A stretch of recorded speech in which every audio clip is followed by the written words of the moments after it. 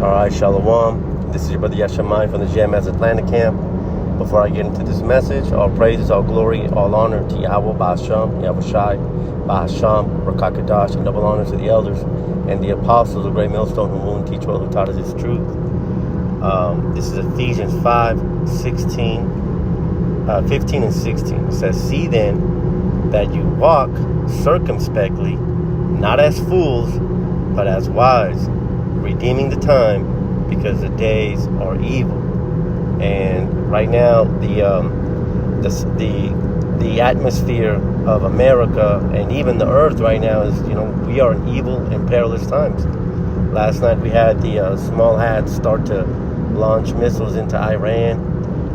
Tomorrow we have this No King's Day that we know it's a setup, right? We know how Esau Edom works. Scripture says that we are not ignorant of Satan's devices, right? Because we've seen this thing happen time and time and again, where he sets up a false flag. He creates order out of the same chaos that he himself creates, and then he presents himself as the angel of light. He tells the people that he's got the solution, knowing damn well he created the solution before he created the problem. And so what's going on with this King's Day, man, is you have a lot of the northern kingdom feeling the pain of Esau Edom, but in their mind they're feeling the pain of the corrupt government per se, right? Their eyes haven't been opened, that's Isaiah 44 verse 18, because some of them, we know that the Most High has closed their eyes, but maybe this might be what the Northern Kingdom needs to finally see this evil bastard for who he is. But for us that are in the truth, man, we are called to be redeeming the time, because the days are evil. All right. Now I want to get that word redeem, and I want to get this right here. Says right here, this part right here says the commercial sense of receive back by paying. So like it says, the general sense of rescue, deliver, or save. The meaning is to make amends for. And so that's what we should be doing here. As tensions are flaring between this earth and the Northern Kingdom, well, really between Esau Edom and the planet. We're called to not get caught in the emotions. It's very easy to get upset at the self-proclaimed white man, when we see him persecuting the northern tribes, because he's trying to lay down law on stolen land. But we're not called to be in those emotions. We're called to redeem the time, because pretty soon we know that this internet's going to be shut down, man. Pretty soon we're not going to be able to turn on our phones and be edified by the elders and the bishops, man.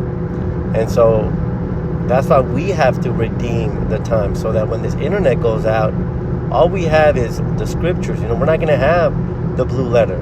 The only thing that we're going to have is what we've been training ourselves and focusing ourselves on, and that's prophecy, the understanding. If we don't know certain if we don't know certain breakdowns by now, we're going to be in perilous times ourselves, because we're not going to know what to do if we don't have these specific breakdowns down.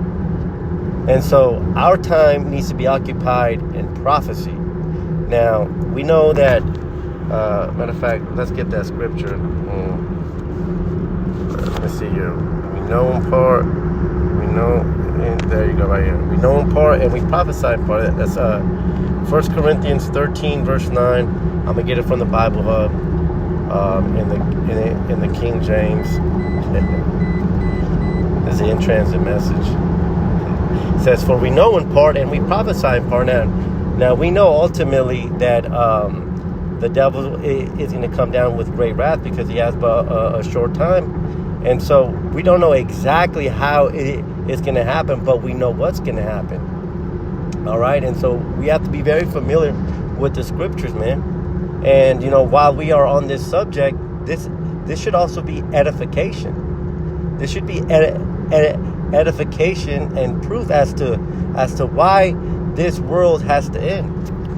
I got 2nd Ezra right here. Yeah, 2nd Ezra 3 and verse 31. It says, I do not remember how this way may be left. Are they then of Babylon better than they of Sion? Or is there any other people that knoweth thee beside Israel? Or what generation has believed thy covenants as Jacob? And yet their reward appeareth not, and their labor has no fruit. For I have gone here and there through the heathen, and I see that they flow in wealth, and think not upon thy commandments. And so they, what the prophet Ezra was, he was basically trying to speak with the angel, trying to understand why certain things were to fall Israel as they are now. But although he got somewhat rebuked for questioning the plans of Yahweh Hashem Yahushai, he's got a valid point, because what he's saying is, even though Israel has gone off, look at the heathen, look at the Babylonians. Here they are stewards of the planet Earth, right? Because they are the sword that the Most High uses to bring judgment upon the earth. But first and foremost, the nation of Israel. These Edomites are at the top, and look at how they've treated the world. They've poisoned the waters, man. They've made certain species extinct. They throw chemicals in the food, man, and now they're trying to put vaccines in the food supply, man. And then if that's not enough, check out the heathens. Look at China. Check out Moab. They got all of their people under complete total lockdown by a social credit score. And then check out Elam. These guys can't go. These guys cannot prepare a dish without putting their foot inside of the bowl and having snot dripping down into it. Check out the so-called how many more examples? Check out Amen. How many nasty dishes do we see online? Here they have their own country, and they still want to be, frying frogs alive. You know what I'm saying? And eating them, while they're still alive. That's how man, that, even though Israel goes off as a nation, these heathens and this wicked bastards have proven to us and to Yahweh Hashem Yahushai that they cannot continue to be in control. Imagine where this planet would be in 5 more years, 10 more years. How much more poison can you put in the sky until this earth, Yahweh Hashem Yahushai's creation, finally just starts to die out, man?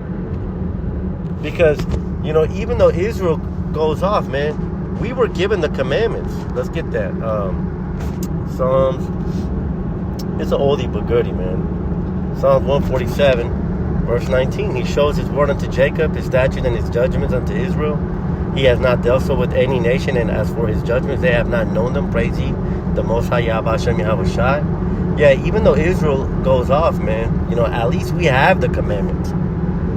These Babylonians, as mentioned in 2nd Ezra, these Babylonians, they can't get right, man. His spirit is not upright in them. That's what the book of Habakkuk, man. But going back to the thesis of this message here is, as we see this world start to fall apart, we need to be occupied in prophecy, man. Don't let emotions, don't let these, let's not get so caught up in what's going on. There's nothing wrong with checking out the news, because we have to know what's coming, 2nd Ezra 9, verse 1, right? But let's not get stressed out about it, because we already have the ending. We already have the prophecy. And that in itself, that's a gift. Because a lot of people, they don't have that, man. Blessed are our eyes because they see, and our ears because they hear. The whole world's going crazy, and yet we have peace. Why? Because the scriptures give us peace. So let's continue to stay occupied in the scriptures, and let's continue to be circumspect and redeem the time. Until the next one, shalom.